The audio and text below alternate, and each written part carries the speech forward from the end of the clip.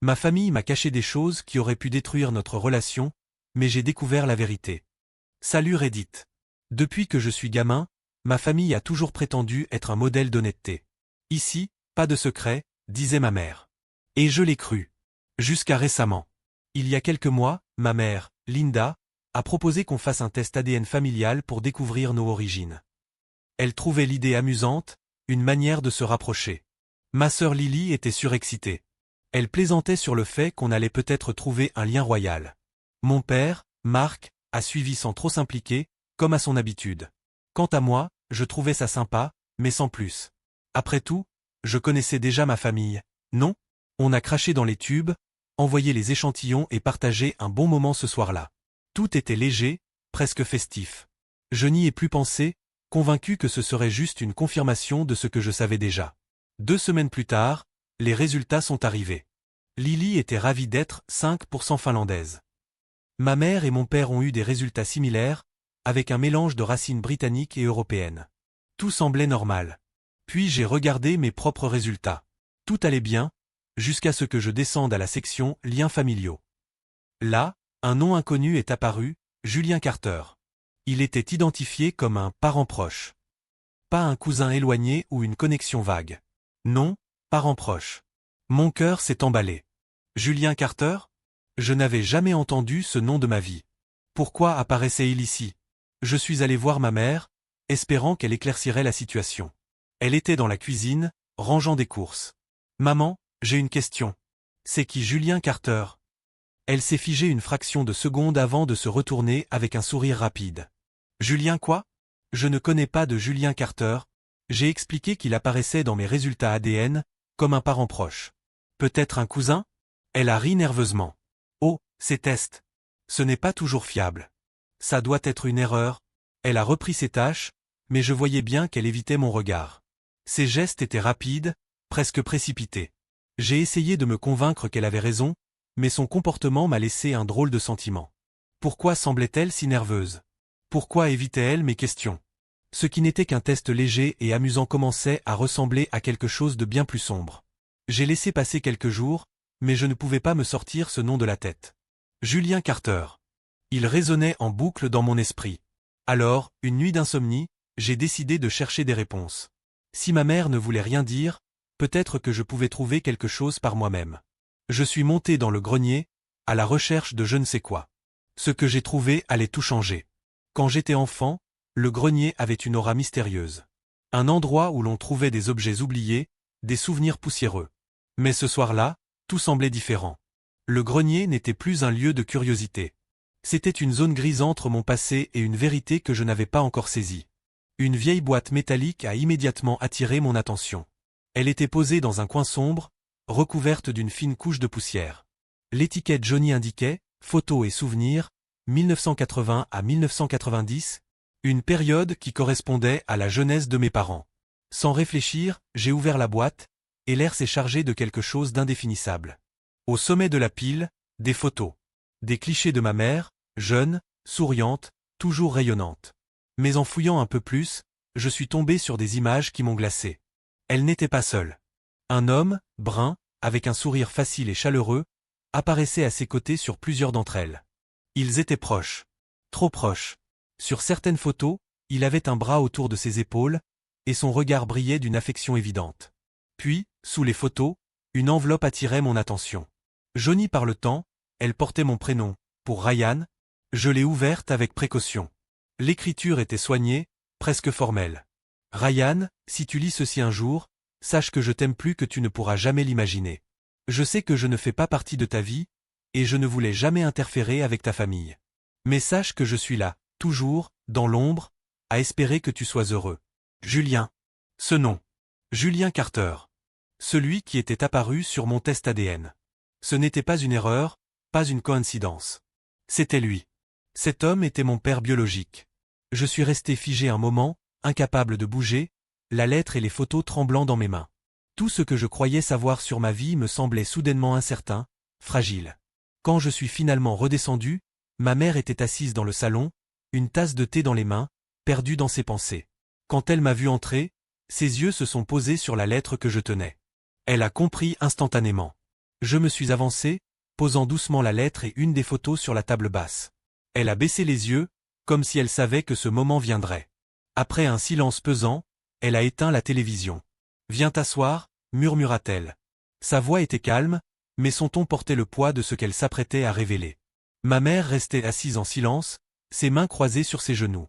Le regard fuyant, elle semblait chercher les mots. Sur la table basse, la lettre et la photo que j'avais trouvée dans le grenier faisaient peser une tension presque palpable.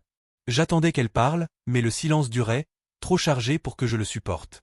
Après une longue inspiration, elle murmura. Je savais que ce jour arriverait. Son ton, calme mais tremblant, me glaça.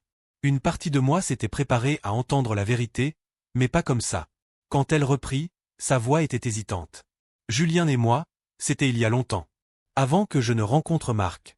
On s'aimait beaucoup, mais il n'était pas prêt à s'engager. Quand j'ai découvert que j'étais enceinte, j'ai compris qu'il ne pourrait pas être là pour nous. Alors, j'ai pris une décision. J'ai coupé les ponts. Elle fit une pause, puis continua, presque en chuchotant. Peu de temps après, j'ai rencontré Marc. Il t'a aimé dès le premier jour, comme son propre fils. Ses paroles avaient du sens, mais elles ne suffisaient pas. Je fixais la photo, le visage de cet homme, Julien, que je ne connaissais pas mais qui, apparemment, faisait partie de moi. Et papa? Il savait? Ma question était froide, presque mécanique. Elle secoua la tête. Non. Marc n'a jamais su. Pour lui, tu es son fils. Et rien n'a jamais remis ça en doute. Ces mots auraient dû me rassurer, mais ils ne faisaient qu'alourdir le poids de mes pensées. Alors pourquoi Julien réapparaît maintenant? Pourquoi il n'a pas disparu, comme tu voulais? Elle hésita avant de répondre. Je ne sais pas, Ryan. Peut-être qu'il pense qu'il est temps. Qu'il veut te donner des réponses. Mais je lui avais demandé de rester loin. Je croyais que c'était ce qu'il y avait de mieux. Un long silence suivit. Tout ce qu'elle disait semblait logique, mais rien ne me paraissait juste. J'avais besoin d'air, de temps pour comprendre. J'ai besoin de réfléchir, murmurai-je en me levant. Elle hocha la tête. Prends le temps qu'il te faut, répondit-elle doucement. Cette nuit-là, je restais éveillé, fixant la lettre sur ma table de chevet. Peu importe ce que je décidais, rien ne serait plus jamais comme avant. Les jours suivant ma conversation avec ma mère furent étranges. Tout semblait normal en surface, mais je me sentais différent. La lettre de Julien, posée sur mon bureau, occupait toutes mes pensées. Ces mots, si intimes venant d'un inconnu, résonnaient sans cesse. Finalement, je n'ai plus pu ignorer cette réalité. En bas de la lettre, un numéro. Après un moment d'hésitation, je l'ai composé. Quand il a répondu, j'ai failli raccrocher. Bonjour, c'est Julien. Sa voix était calme, hésitante, comme s'il savait déjà qui appelait. Ryan, ai-je simplement répondu. Un silence a suivi, chargé de non-dits. Puis, d'une voix presque émue, il a dit. Merci de m'appeler. On a convenu de nous rencontrer dans un café en ville. J'y suis arrivé en avance, nerveux. Quand Julien est entré, je l'ai immédiatement reconnu. Il ressemblait aux photos, grand, brun, mais plus âgé, avec des traits marqués par le temps. Il s'est avancé vers moi avec un sourire léger, mais empreint de nervosité. Ryan, dit-il doucement. Il s'est assis, et un silence pesant s'est installé. Il finit par le briser, sa voix calme mais sincère. Merci d'être venu. Je sais que ce n'était pas facile, je l'ai observé, cherchant une ressemblance, quelque chose de familier, mais rien ne me venait. Alors j'ai posé la question qui me hantait. Pourquoi maintenant? Il posa sa tasse, hésitant. Ta mère m'a demandé de rester loin. Je pensais que c'était mieux. Mais avec ces tests ADN, je savais que tu découvrirais tout un jour. Je voulais que tu saches que je n'ai jamais cessé de penser à toi. Ces mots semblaient sincères, mais ils ne suffisaient pas. Tu n'as jamais essayé de me connaître. Il détourna le regard. J'avais peur.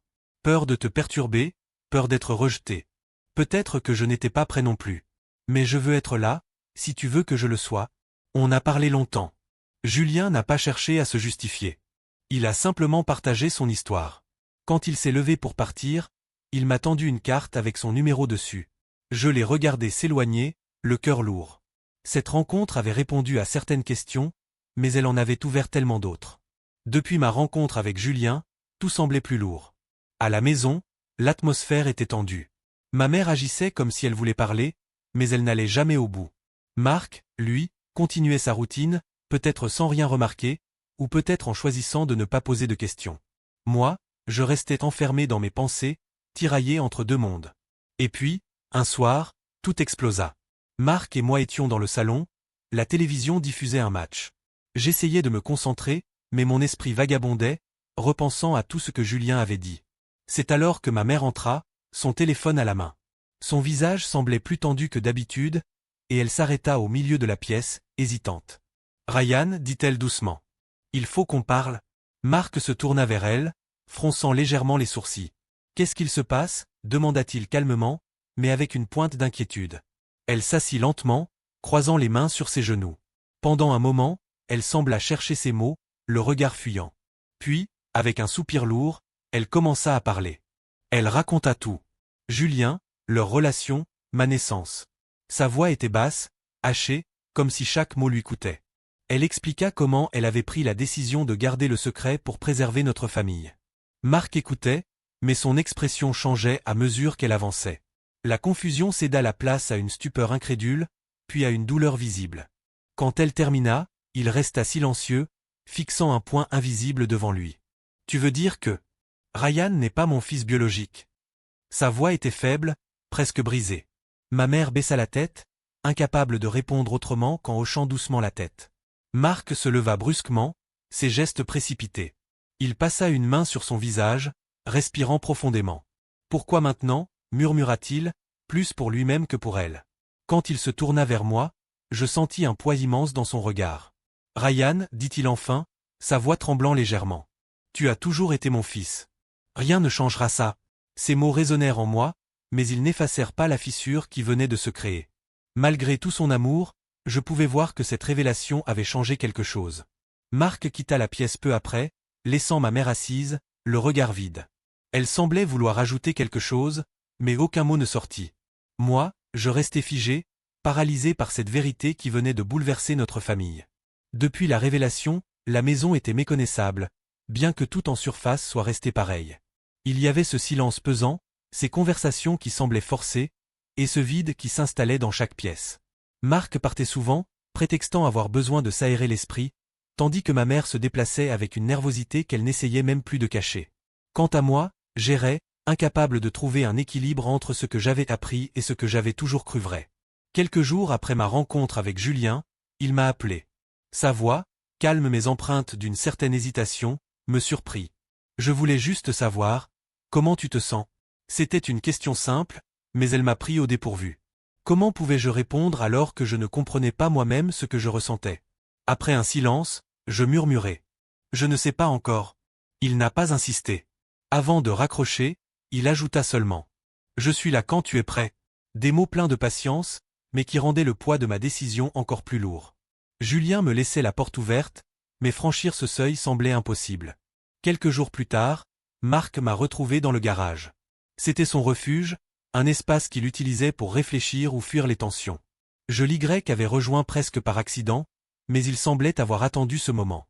Il s'appuya contre l'établi, les bras croisés, et prit une grande inspiration. Je suppose que tout ça, c'est compliqué, commença-t-il, sa voix calme mais mesurée. Il fit une pause, cherchant ses mots, puis ajouta. Je veux que tu saches que rien ne change pour moi. Peu importe d'où tu viens ou ce que disent ces tests. Tu resteras toujours mon fils. Je hochai doucement la tête, mais il n'avait pas fini. Son regard se fixa sur les outils accrochés au mur, comme s'il y cherchait du courage. Je ne vais pas mentir, Ryan. C'est dur. Je ne peux pas juste effacer ça de ma tête. Mais ça ne change pas ce que je ressens pour toi.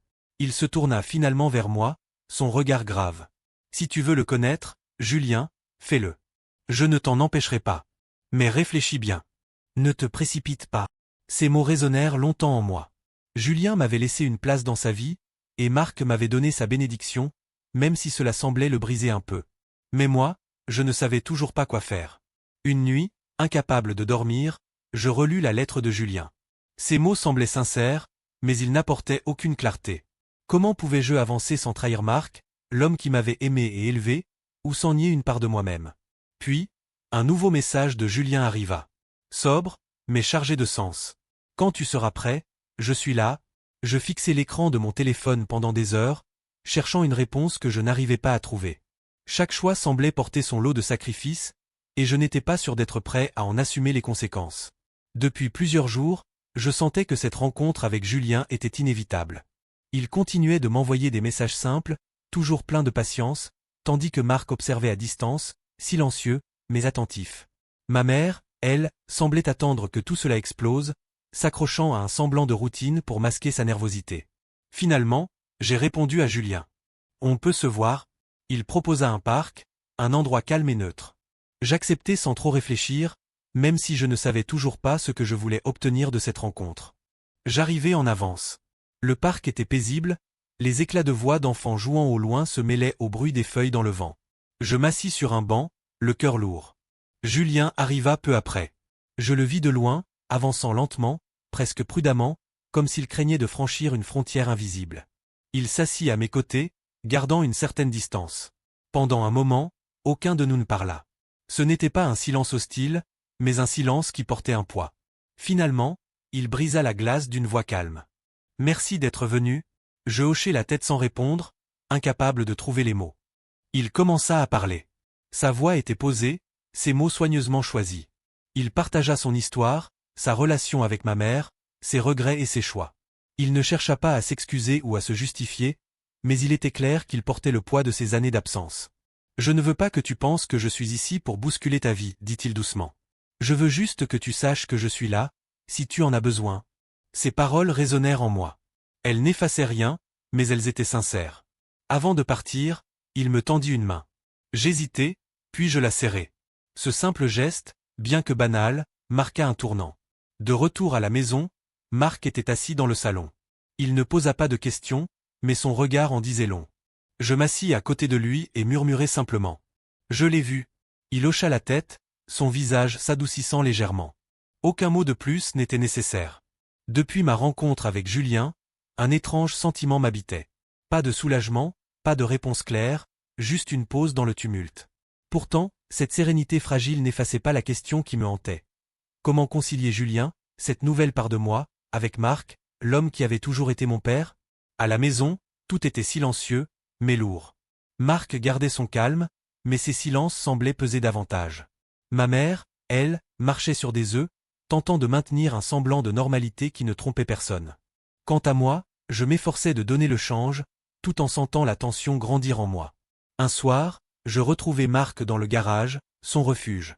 Il était appuyé contre l'établi, les yeux fixés sur un point invisible. Je m'assis à côté de lui sans un mot. Pendant un moment, nous restâmes là, plongés dans un silence presque confortable. « Ce n'est pas facile », finit-il par dire doucement, sans tourner la tête. « Mais rien de tout ça ne change ce que tu es pour moi. » Ces mots, bien qu'économes, portaient un poids immense. Il croisa les bras, son regard toujours fixé devant lui. « Je ne vais pas prétendre que je comprends tout ça, mais je sais une chose, tu n'as pas à choisir. Julien fait partie de toi, et c'est comme ça. Mais souviens-toi de ce qui compte vraiment. Qui a été là pour toi, qui t'a vu grandir. » Il n'y avait aucune amertume dans sa voix, juste une vérité simple et douloureuse. Quelques jours plus tard, Julien m'envoya un message. « Si tu veux, on pourrait se revoir. Pas pour parler du passé, juste pour passer du temps. » J'hésitais longtemps avant de répondre. Dire oui à Julien n'effaçait rien de ce que j'avais avec Marc. C'était simplement une tentative de comprendre cette part de moi que je n'avais jamais explorée. Alors, j'écrivis. Oui, d'accord. Ce n'était qu'un pas, mais c'était un début. Peut-être que trouver un équilibre entre ces deux réalités n'était pas impossible. Peut-être qu'avec le temps, il était possible de réunir ces deux mondes sans briser tout ce que j'avais. Dire oui à Julien n'avait pas été une décision facile. Ce n'était pas un geste impulsif, mais plutôt une tentative mesurée de comprendre cette part de moi que je venais de découvrir. Je n'espérais pas de réponse claire ou de solution définitive, juste un moment pour avancer, un pas après l'autre. Il avait choisi un café simple, discret. En arrivant, je l'ai vu assis près de la fenêtre, ses mains entourant une tasse de café. Il m'a adressé un sourire, timide mais sincère, avant de se lever légèrement, comme pour me rassurer. La conversation qui suivit était différente de notre première rencontre. Cette fois, il n'y avait pas de poids du passé, juste un échange léger, presque banal. Julien parla de son quotidien, de ses intérêts, de ce qui le faisait avancer. Il n'essayait pas de rattraper le temps perdu, mais simplement de partager. De mon côté, je répondais à ses questions avec prudence. Il n'insistait pas, ne franchissait pas de limites invisibles. C'était comme si, sans se le dire, nous établissions une nouvelle base, simple et honnête. En rentrant à la maison, Marc était dans le salon, un livre à la main qu'il semblait lire sans vraiment y prêter attention. Quand il releva les yeux, il ne dit rien, mais je sentis dans son regard une attente silencieuse, une curiosité qui ne cherchait pas à me forcer. Je m'assis à côté de lui, laissant le silence s'installer. Puis, presque sans réfléchir, je dis doucement. Ça s'est bien passé. Il hocha la tête, son visage s'adoucissant légèrement. Il n'y avait pas besoin de plus. Ce simple échange semblait suffire pour lui montrer que tout allait bien, ou du moins, que rien n'était brisé. Peu à peu, je réalisais qu'il n'était pas nécessaire de choisir entre ces deux mondes. Marc et Julien représentaient chacun une part de moi, et ils pouvaient coexister. Marc était mon pilier, l'homme qui m'avait construit.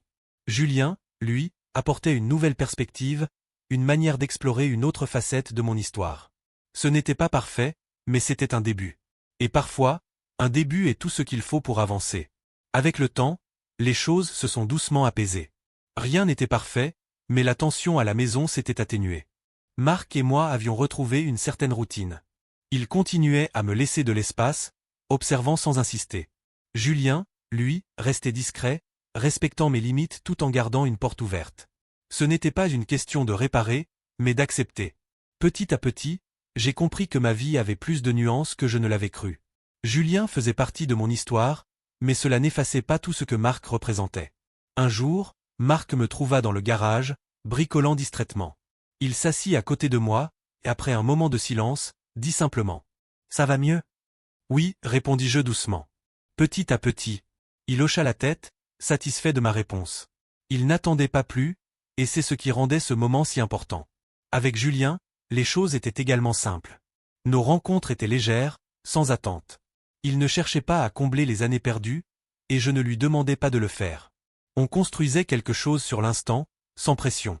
Un après-midi, en rentrant, ma mère m'interrogea doucement. « Ça va pour toi ?» Je pris une inspiration avant de répondre. « Oui, je crois que j'apprends à faire avec. » Son sourire soulagé m'a confirmé qu'elle portait ce poids avec moi, même si elle ne l'avait jamais dit. J'ai appris qu'il n'y a pas de solution parfaite. Accepter la vérité permet de trouver un chemin. Julien et Marc faisaient tous deux partie de ma vie, chacun à leur manière. Et je n'avais pas à choisir entre eux. Ce n'était pas parfait, mais c'était suffisant.